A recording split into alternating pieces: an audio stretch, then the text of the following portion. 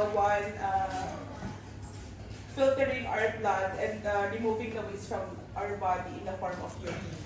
So,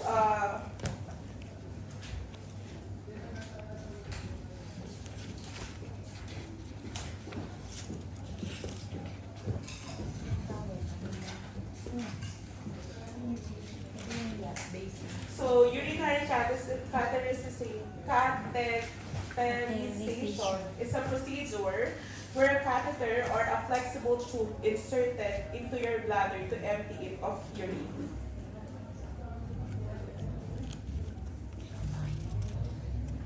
So, as I've told earlier, our urinary system is the one responsible filtering the blood and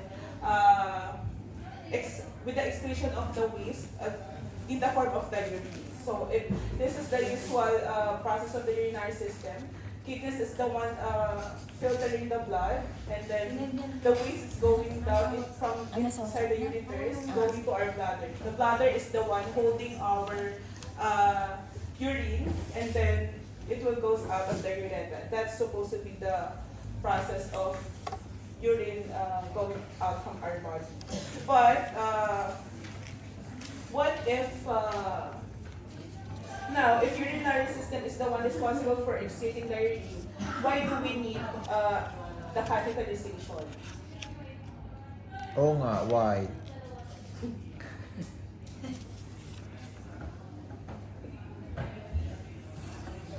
So why do we need catheterization? Here are some of the reasons why do we need catheterization. So number one, when people have difficulty peeing naturally, because there's one nerve in our body which is the pudendal nerves, sir, is it correct?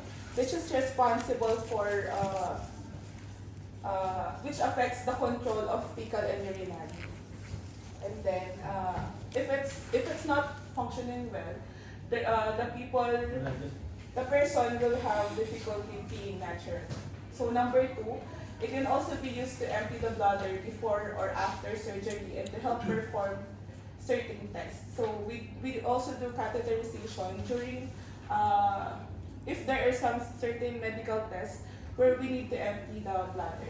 Actually, in all general, in surgery, mga major surgeries where you need to be under general anesthesia, all patients will be catheterized.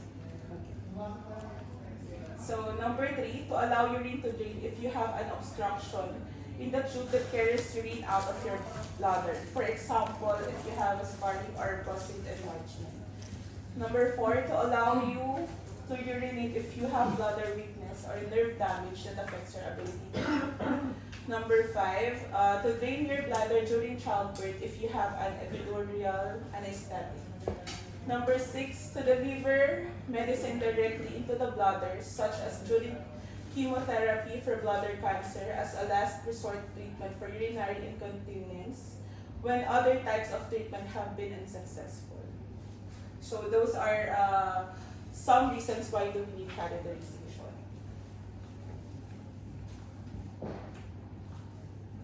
Now there are two main types of catheter.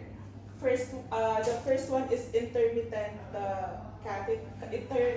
catheter or straight catheter, and the second one is the indwelling, is also known as the Foley catheter. Now this is the intermittent catheter. The intermittent catheter or standard catheter is a thin, flexible tube that the person temporarily inserts into their bladder through the urethra. This is a rubber-like tube inserted into the urethra and through to the bladder. It is removed when the bladder has drained completely. A straight catheter does not remain in place for an extended period.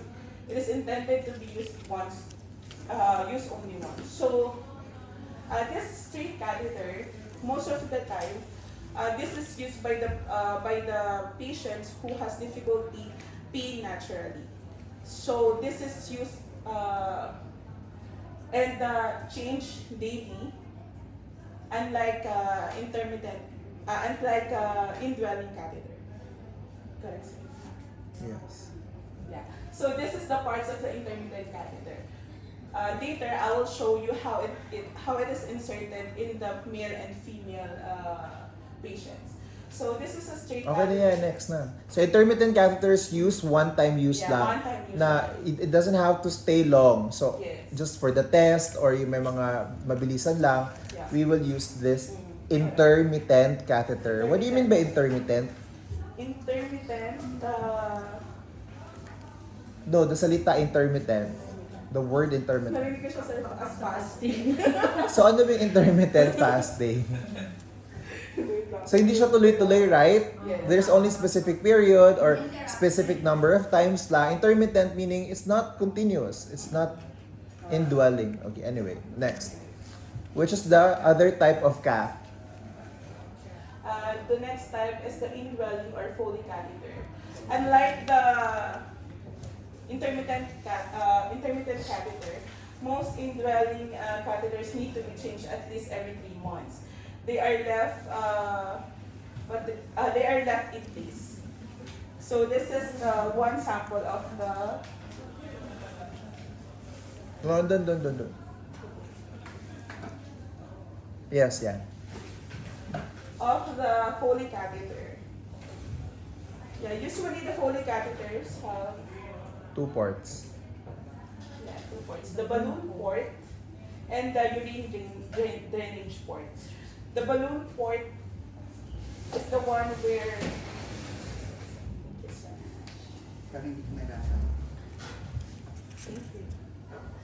the balloon port is where you are ingesting the syringe to once you insert this tip inside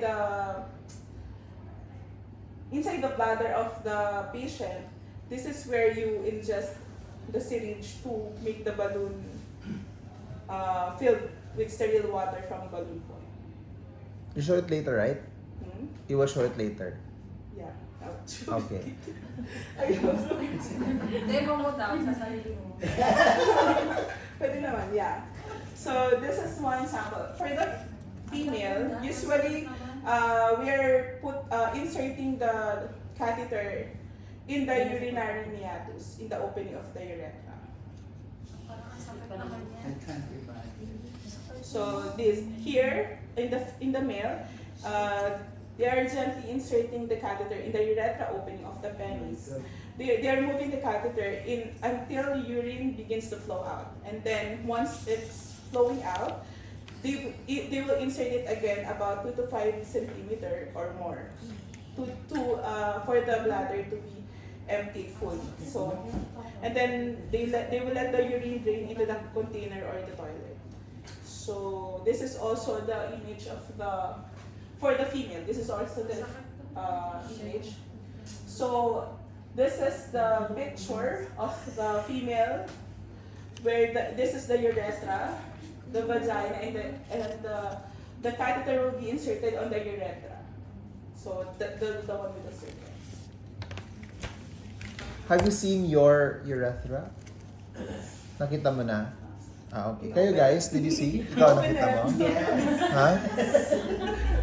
You know, I'm asking this, it's important because it's difficult to distinguish between the vagina and the Yes. urethral meatus, right? Did you check yours?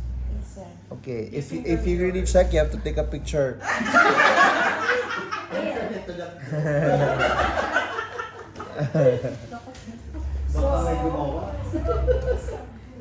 I have here a sample of a video where you can see how the catheter is being inserted on a penis. And the other one, there's a video also showing.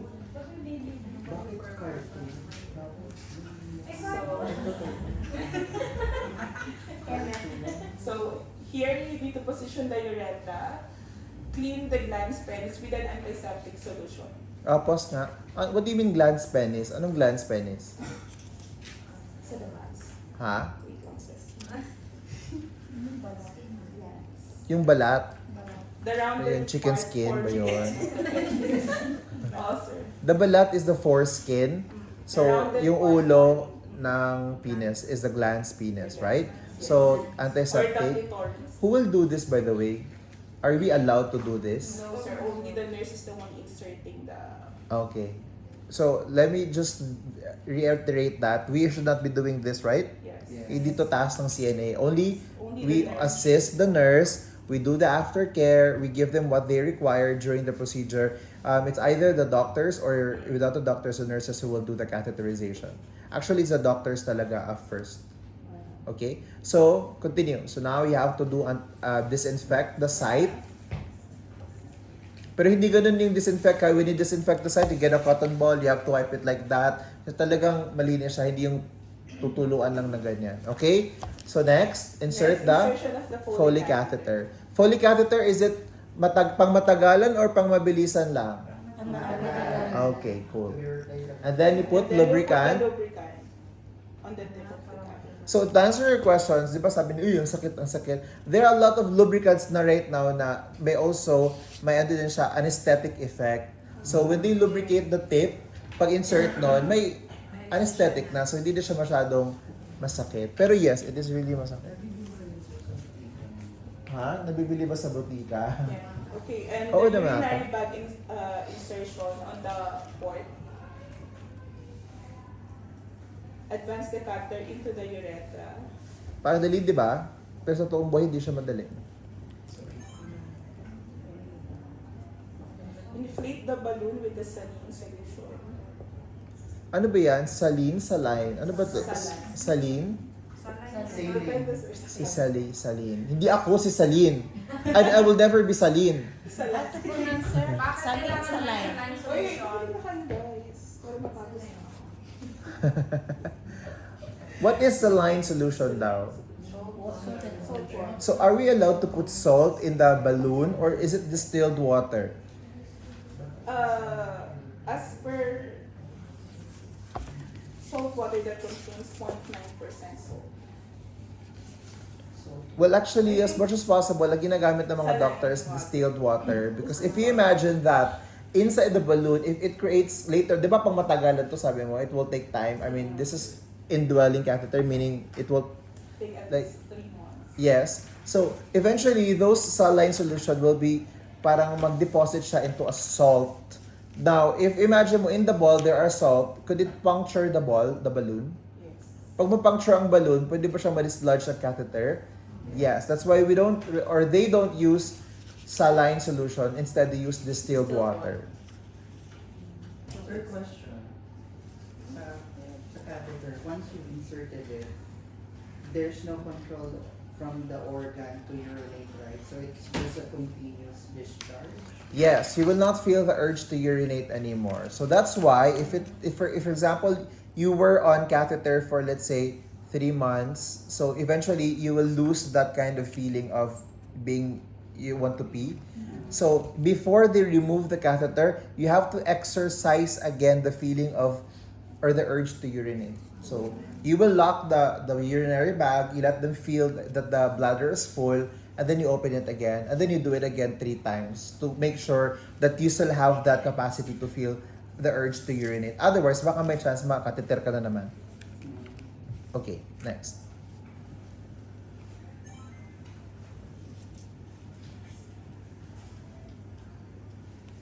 And it will also show you how the removal of the catheter.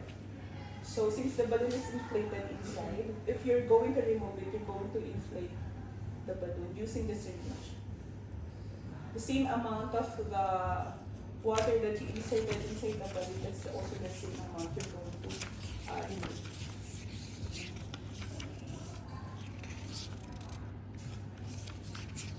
This is also for the female.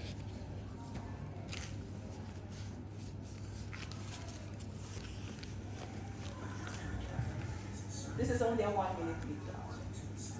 This is for the females.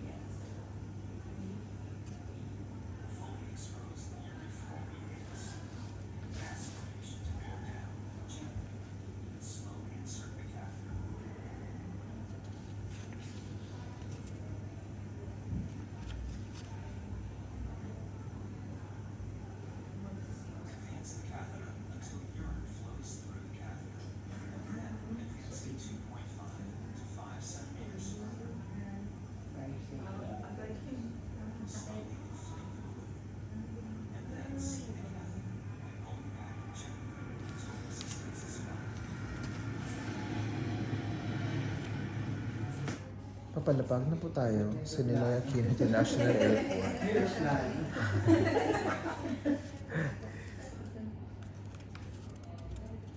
Yeah, so that's how you're inserting the catheter.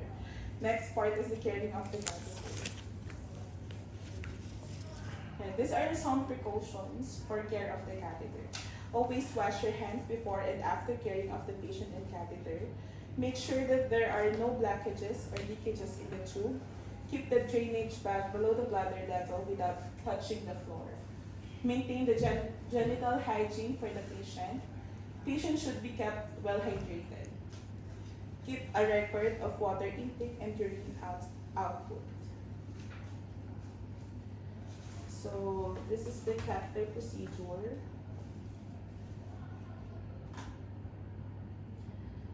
This is only a short video for carrying the catheter.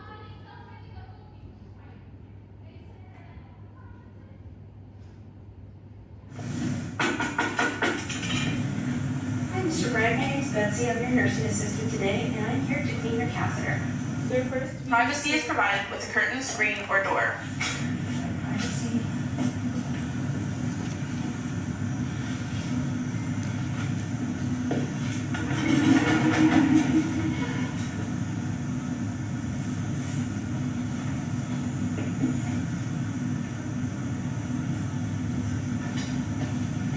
fill the basin with the water.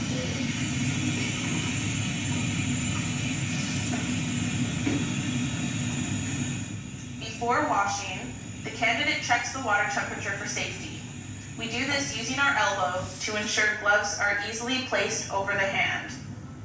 After checking temperature for safety, the client is asked to verify comfort of water. Then he'll go to Wash my hands.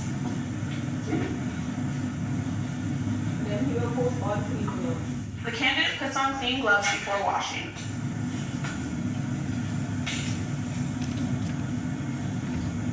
The area surrounding the catheter is exposed while avoiding overexposure of client.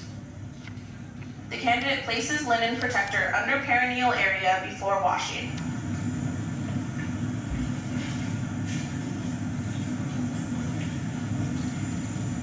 Then he will apply soap to the wet washcloth. Soap is then applied to the wet washcloth. A critical step, while holding the catheter at the meatus without tugging, the candidate cleans at least 4 inches of the catheter from the meatus, moving in only one direction, away from the meatus, using a clean area of the cloth for each stroke. Another critical step, while holding the catheter at the meatus without tugging, rinses at least 4 inches of catheter from meatus, moving only in one direction, away from meatus, using a clean area of the cloth for each stroke. While holding the catheter at the meatus without tugging, dries at least 4 inches of catheter, moving away from the meatus.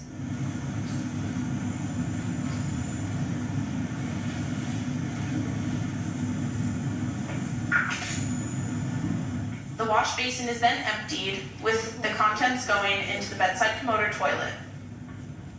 The wash basin is then rinsed, with the contents going into the toilet or bedside commode.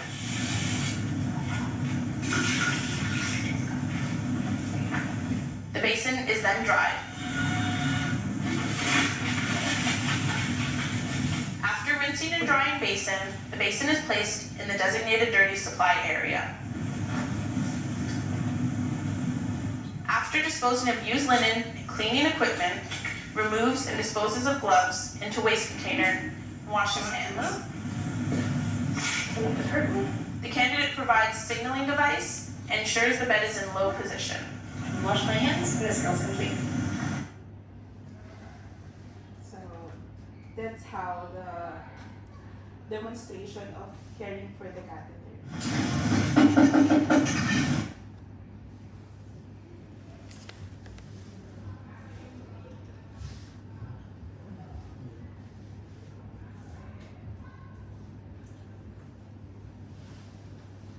Next one is removing instruction for removing the indwelling catheter.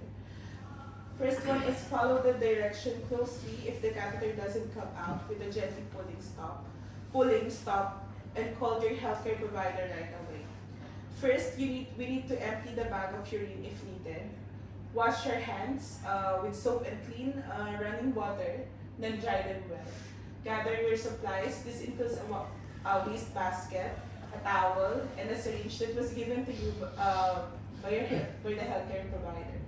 Put the syringe, as like what I showed earlier in the insertion of the catheter, put the syringe into the balloon port on the catheter.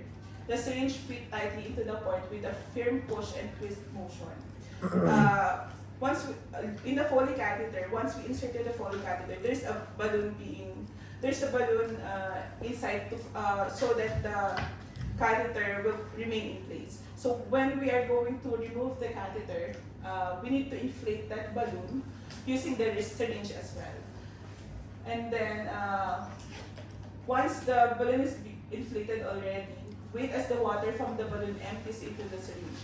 Depending on how large the balloon is, you may need to repeat this process several times until all the water is out of the balloon.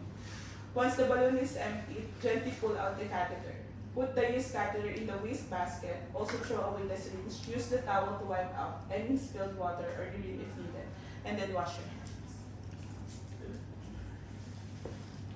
Are you done?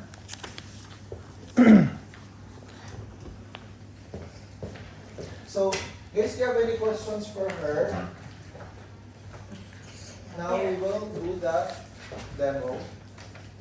She will be either the student doctor or She's the patient. and she is the maldita na nurse na been there in the hospital for 40 years. Diba ganun yun? Yung mga nurse na maldita. So we will prep the patients for whatever reason. Why do we need to put catheter again? For that Why do we put catheter? Discussion surgery.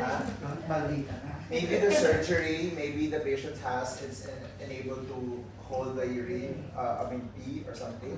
So whatever is the reason, we're out of that, right? But the doctor says we need to do catheterization. All right. So now we explain to the patients. We are ready now to do the insertion of catheterizations. Are we allowed to do this? No, sir. Right? So we're only assisting. Okay. Now there's no nurse. She's the nurse, so we will be assisting the patient or the doctor rather. Okay. Dito ka. So first, you have to prepare the patients, put the blanket, put the privacy blanket, close the curtains, blah blah blah, whatsoever. Explain the procedure. Is that okay? Identify the patients. Wash our hands. Should I be wearing sterile gloves or regular gloves? Sterile gloves because I'm going to insert, right? So I'm on sterile gloves and you will not be on sterile because you're my assistant. So I need whatever, okay? So you are the nurse, I'm you here. I'm sorry, I don't know about this. So you are 40 years old already here. So now, the patients will be on a recumbent position, right? Yung naka-ganon yung paa. Obviously, I have to expose that. Okay. Now, let's start with the male patient, okay? So, the male patient, for example, this is the penis of the patient. Now, how do you hold the penis of the patient? This is the penis. Yes. Parang na pangamata. Holding insert from the head. So, is it from the head pa? What is the head? What is called? Glans? Glans Right? penis. So, do you hold it in the glans penis? Below. We're putting the. Where do you hold? This is the glans penis here. So, next question. Should it be erect, soft, or semi-erect? That's the question. That's the good question. They said no need, No need. but it's not. Pero paano ma-shoot kung So, imagine hindi siya mo, if this is naka-erect? soft, Yeah. how will this go inside, Dapat siguro right? naka-erect siya. What if it's erect also? That's the It will be question. difficult if it's erect, sir, because the tube will be constricted a little bit. So, nagets yung sabi ni Rex. Pag sobrang tigas kasi yung penis ng patient, yung tube, sobrang matigas siya. So, mahirap ipasok to. Soft lang naman to, di ba? Mahirap siya ipasok. Pag hindi naman siya hard or erect, then it's soft. So, mahirap din siya ipasok. So, saan ka luluba? Semi-erect. Ha? Sa katamtaman lang. Okay. So ngayon, the patient's feeling cold, very anxious because of the ongoing procedure. So, paano mo gawin to semi-hard? So, Mr. The nurse will assist you to make it semi-hard. First, sir, we have to clean first the glands of the. Okay, so yun na, ito yung mo. So,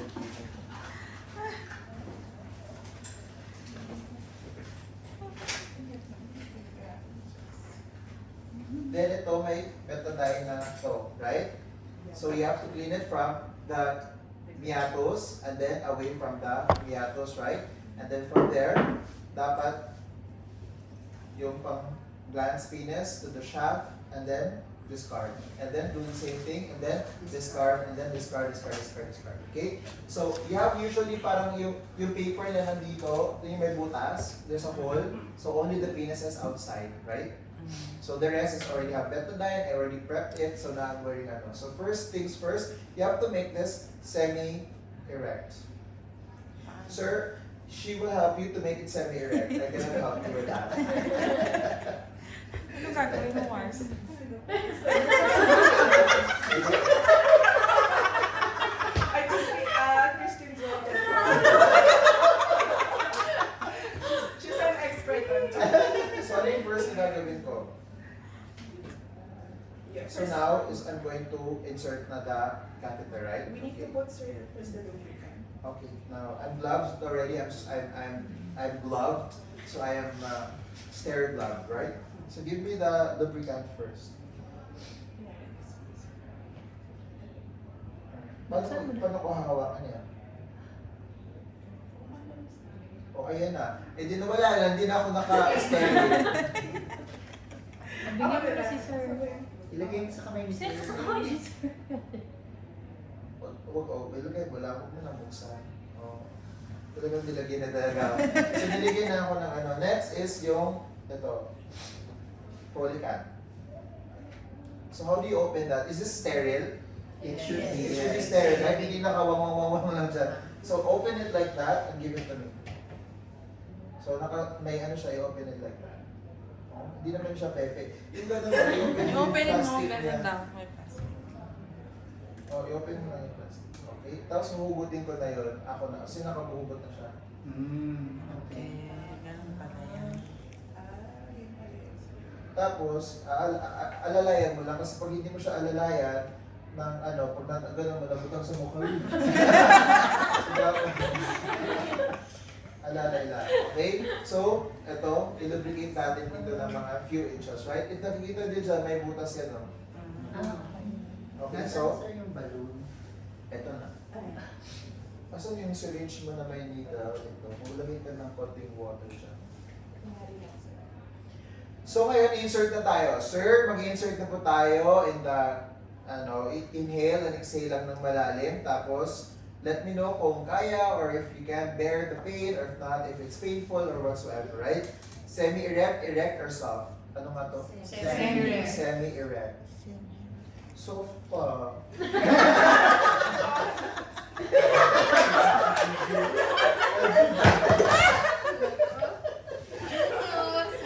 Okay, hinga lang ng malalim and then hinga ng malalim, hinga ng malalim.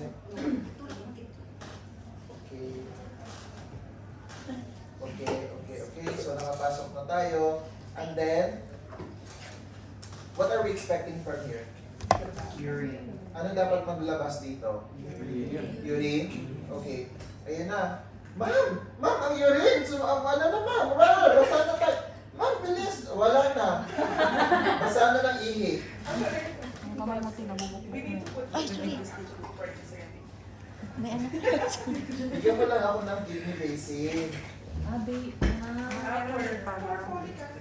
Okay, so may urine na. Or, what they do before inserting is dapat nakakonect na to dito. Okay? So ano yung color dapat na makikita natin dito? Dilaw. Yellow, yeah. Basta urine siya, okay? Not blood or not anything else, okay? So confirm, we hit the urinary, Urinary Bladder. bladder. the bladder. So the next thing we have to do is to put the balloon because I'm sure 100% that is already the urinary bladder, right? So, asan yung water dyan? Kunyari sa mga water. Hindi, ito na ako. Huwag lang mo kunwari.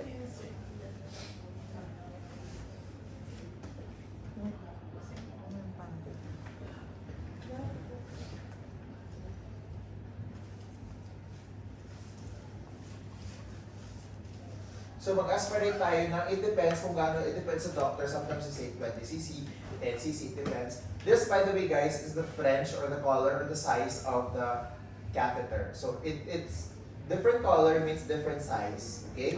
So usually it will tell you kung ano yung dapat karaming cc. Okay? So pretending that this is already the urinary bladder. Sige pa. Oh, okay lang yan, example lang.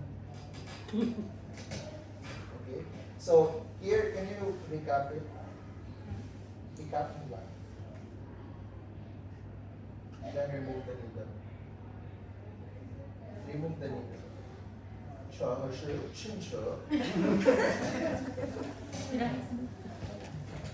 Pag remove ng needle, i-twist lang yan siya and pull. Di ba nakita niyo na parang may ganun-ganon? May Okay? So, i-twist lang yan siya and then pull. Ah. Kasi pag tatanggalin mo na ng gano'n, hindi mo matatanggal yung cup ang matatanggal. Okay? Twist. And pull. Ano ba ito? Yan. Okay. Okay. Next is, ilagay na natin siya dito. 10 cc. Ako na lang. Kasi ako pala yung doktor. So, ilan ang sabi ni Doc?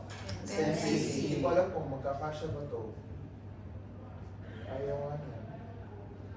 Ano to? Wala ka bang mas malaki? Ito. Kaya na ito.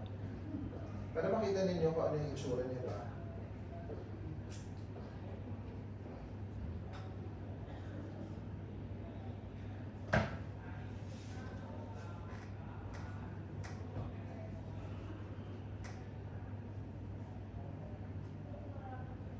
And then, ibalik ko na. Ayaw niya. So anyway, makikita nyo dito, magbabalon yan siya dyan, dapat. Okay? And then, pag magbalon na siya daan, dapat, hindi na siya mahihila. Kasi may ano na siya, may audit na siya. Yes, magiging anchor mo na siya. Okay? So yun yung ano doon. So after no, nakalagay na tayo ng 10 cc, gaganon mo siya. So now, we are ready na to ilagay na siya doon for few days or few months. It depends on the requirement of the doctor. Okay? And then after that, I need some tape.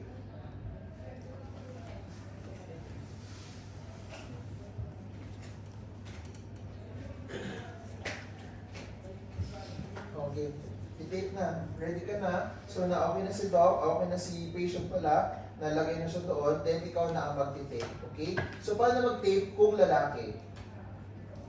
So, kung lalaki, dapat mag-tape kayo dito sa ito. Pag lalaki, okay? So, pag lalaki, dapat dito.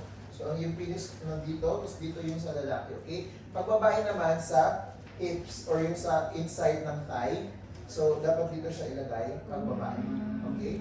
So ngayon, mag-care ka na kay patient. Paano mag-care kay patient ng catheter? Yun o.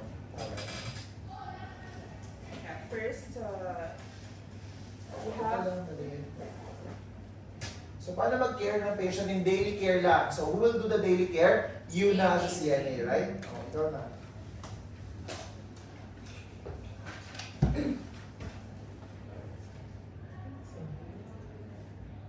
Nasa?